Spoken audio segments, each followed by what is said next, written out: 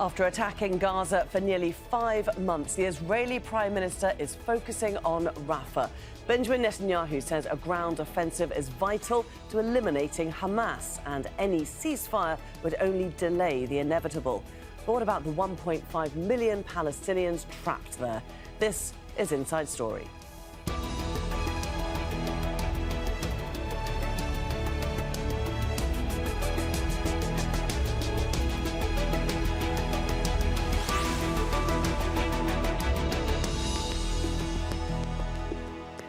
Hello there and welcome to the programme. I'm Laura Kyle. Palestinians displaced by Israel's war on Gaza have crowded into Rafah in the south of the Strip. The Israeli military had previously described the city as a safe zone, but daily airstrikes are intensifying and a ground offensive is planned, putting 1.5 million people squarely in the line of fire. There are also reports of a possible ceasefire deal between Israel and Hamas. However, Prime Minister Benjamin Netanyahu says Israel's assault on Rafah will go ahead no matter what. Is there any hope for Palestinians trapped in the city with nowhere to go? And will anything stop Israel's ground operation? We'll go to our panel in just a moment. First, Fintan Monaghan has this report. Israel's bombing of Gaza has forced more than 1.5 million Palestinians to take refuge in Rafah. Their living conditions are dire. There's no water or sanitation. Food and basic necessities are in short supply, and diseases are spreading through the makeshift camps. My son has contracted hepatitis virus because of the unhealthy and unclean conditions we are living in. We are living in a tent that cannot protect us from cold or rain. In addition, the entire surroundings are dirty. The whole area is dirty and polluted. Hunger, cold, and disease are devouring our children. But soon, things may get even worse.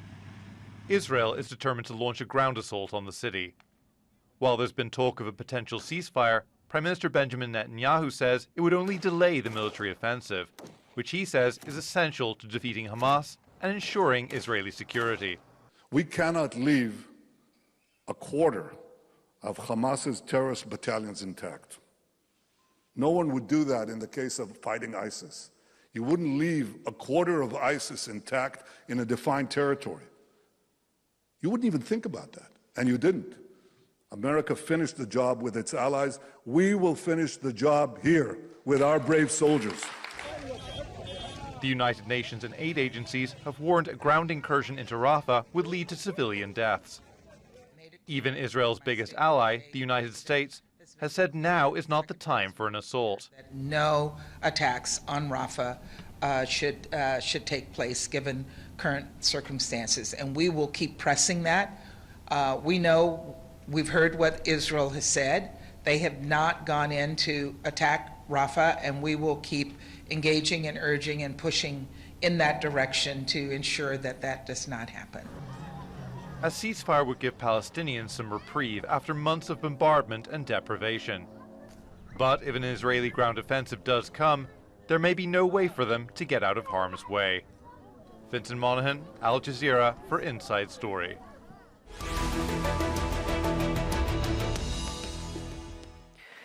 Well, to unpack the significance of an attack on Rafah, we've got a panel of guests with a range of political, humanitarian and military expertise for you. Here in Qatar's capital, Doha, we have Akbar Shahid Ahmed. He's a senior diplomatic correspondent at Huffpost. He's covered US policy on Gaza since the Obama administration. In Cairo, Najla Shawa is the country relations manager with the aid agency Oxfam. She's also a resident of Gaza. And in Bath, in the UK, Patrick Bury is a senior lecturer in security at the University of Bath, specialising in warfare and counter-terrorism. He's also served in the British Army in Afghanistan. A very warm welcome to all of you. Akbar, let's start with you. Why is it, do you think, the Netanyahu government is determined, despite the outcry from all corners of the world, to press ahead with a ground offensive in Rafah? It's striking, Laura. It's a reality that reflects the failure of Israel's US-backed offensive in Gaza so far, right? We're approaching 6 months of this war, and Israel has not been able to meet the kind of death blow to Hamas that they promised they would and that a lot of the Israeli public wants them to. So that's why you see Prime Minister Netanyahu saying, regardless of whether there's a ceasefire, regardless of whether there's a truce, he will eventually go into Rafah. And that's because he's arguing that's where there's Hamas leadership, that's where there are remaining hostages, and that's why there's a huge strategic value to Israel, right? Israel is saying they want to control Gaza in a way that they never have before. They especially want to control Gaza's southern border with Egypt. All of that puts Israel at odds with the US, as your report mentioned, because the US is saying, look, you can pursue Hamas, you cannot go into a place that you call a safe zone. That will just worsen this perception of ethnic cleansing, of genocide, as an ICJ case continues. But for the Netanyahu administration, I think there's a clear impetus to defy the US on this. And Najla, as Akbar said, this is been declared a so-called safe zone. Therefore, most of the Gazan population has crowded into this city that was only designed to sustain 300,000 people. We've now got 1.5 million people living there, mostly in tents. Can you describe for us the humanitarian situation there in Rafah? Yeah, I mean, it's very obvious that we are now talking about just another level of extreme devastation. We have been already witnessing that. We have been already warning of this devastation and the human suffering, the casualties, but also the human suffering that this crisis has been unfolding. Unfortunately, speaking now about these stages where things are extremely critical at all levels, humanitarian workers have not been able to operate by maybe third of their capacity, according to UN reports, in terms of the staff and the teams and the operations until this moment. So you would imagine after such operation how this would be impacted. A lot of INGOs and non-governmental organizations and aid workers have been re-establishing semi-kind of structures and stations to operate from Rafah. Now all of this will be compromised. Again, the flow of people towards any place. I mean, first of all, you started by saying this is a safe zone, while we understand now by Israel terms what a safe zone means. It has always been violated and far from being safe. Civilians have been hit, hospitals have been hit, aid agencies have been directly hit. We know about 2, at least, INGOs offices that were directly hit. Aid convoys have been hit. So you are already talking about at a very already at a fragile and violated situation. So trying to imagine now, 75% of the population of the Gaza Strip is in Rafah. What could be any? Do you really need all these panelists to tell you what to imagine if Israel has an incursion? What is the implication?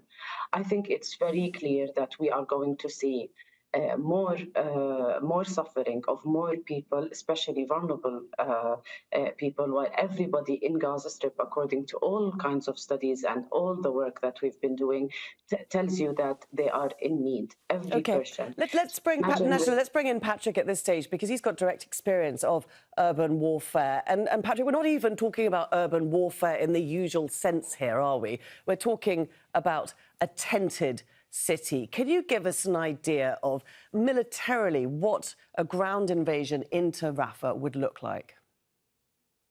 I can. I mean, you know, the planning for this will be probably based around 2 options. You either have a conventional approach, which is what Israel has mainly used so far, both in the battle of the first third, the battle for Gaza City, and then the battle for Khan Yunis, which is firepower heavy, and reliant on taking territory and obviously identifying and destroying Hamas command bunkers and positions, and also, as we know, hospitals, etc., which the Israelis view as collateral damage and a huge amount of civilian casualties as a result of that. So that's the first one. The second one, and interestingly, a much more intelligence-led, more targeted approach, of which we've actually seen a few elements of start to develop in the second phase of the war around Khan Yunis, when they started to hit Hamas leaders individually in different places, is to get into a more targeted intelligence-based special forces and even in a touch of counterinsurgency approach, which is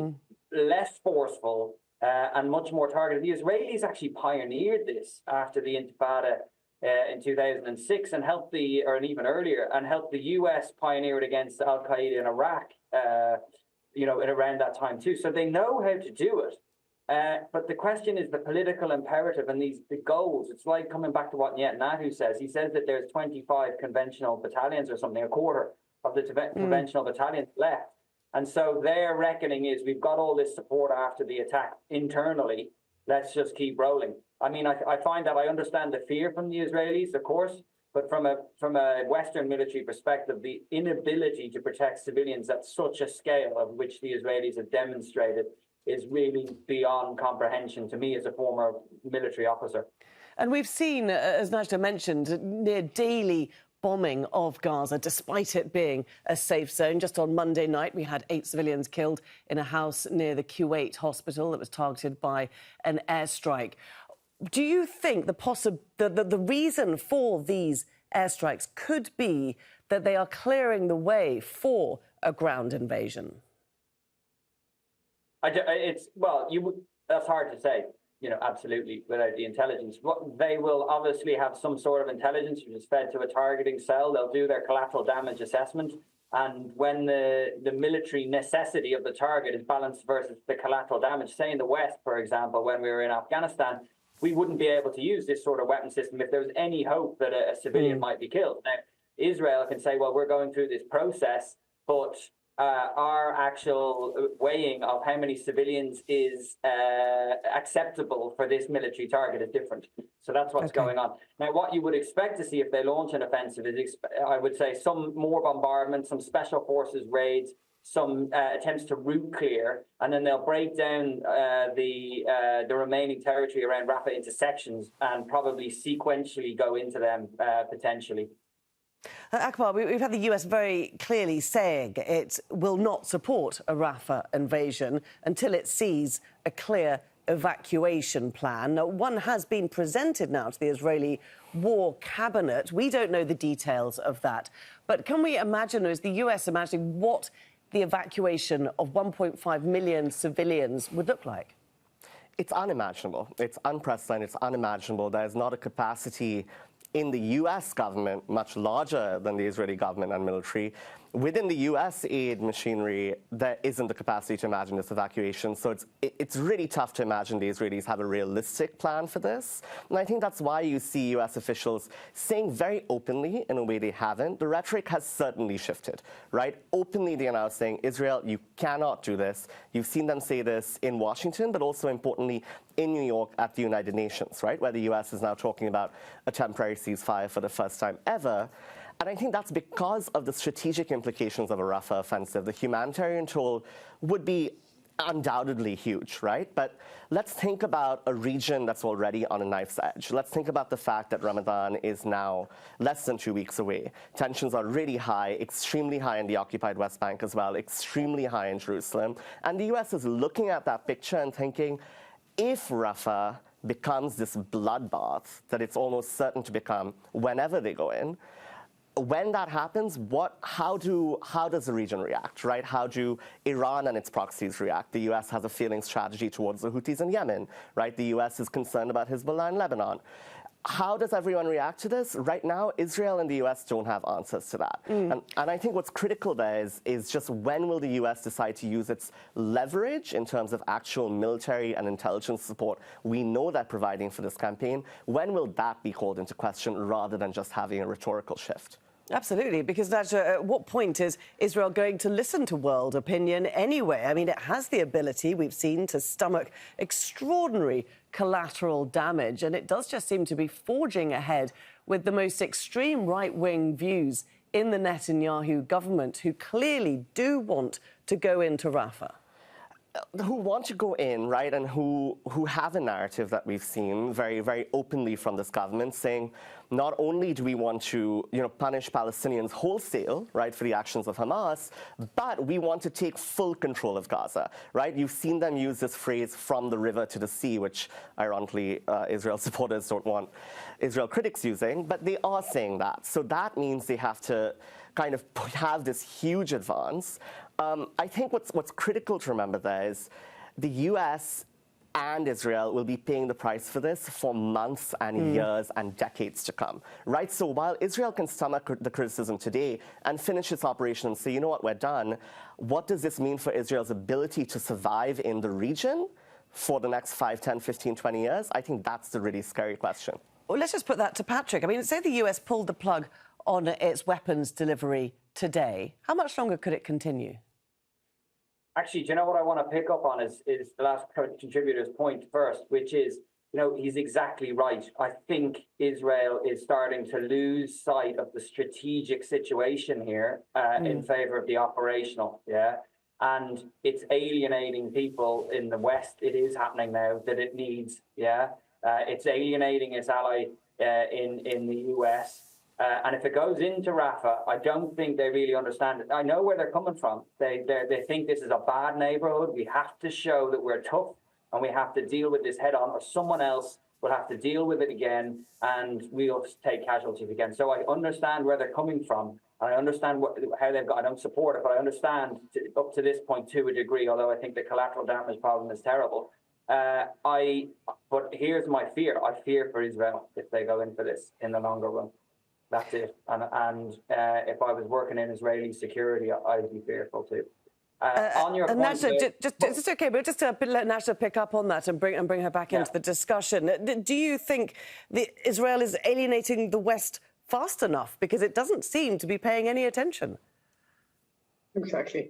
It's not paying any attention, and I think the West doesn't really care, or at least the United States is not making any pressure that would really stop. I mean, again, it's just saying, make it lighter with just don't kill too many people. I think this language and so far the behavior of like supplying military assistance, like things are totally supported and are totally normal, tell us that unfortunately the US will not be putting the enough pressure that we are hoping for. And Israel really doesn't care. Look at what's happening after the ICJ. I think we have seen how the aid flow has decreased significantly after the ICJ. I think everything that Israel is doing simply contradicts with any of these pressures or with international humanitarian law or any of that. So I wonder if we are now saying this level of pressure, talking about it as if, yes, they are pressuring them and stopping them. No, I think things will unfortunately continue to be really bad, and we are losing people by the minute. People are suffering. Now, going to Rafah, where would people go? I have friends and relatives there. They literally ask the question, where are we going? Do we go up north where there is all destruction, where there is no food, where people are literally actually dying from hunger? We are seeing reports of deaths of children out of hunger. We know that 15% are at this risk of famine. I mean, what else is the world or the US waiting for? I don't know what parameters are we use. I think the whole international law and the world system has totally failed. And I think this will have its implications on any upcoming situation like this. While tolerating 30,000 people killed and more than 60,000 injured, they are unable to find treatment. You are talking about, at best cases, 200 trucks entering, while in the past 3 weeks we have seen up to 40 or 30 trucks or none. of aid, while we know that the Gaza Strip needs at least 500 in the best scenarios before this, while it's under blockade for 17 years. I mean, we need let's to bring really in Akbar now, because I just want to pick up on that question of where people will go. We come back to it time and time again. Gaza has been decimated. There is nowhere to go inside, especially nowhere safe. And the UN has said it is not going to be party to any movement of people, forced displacement, it called it.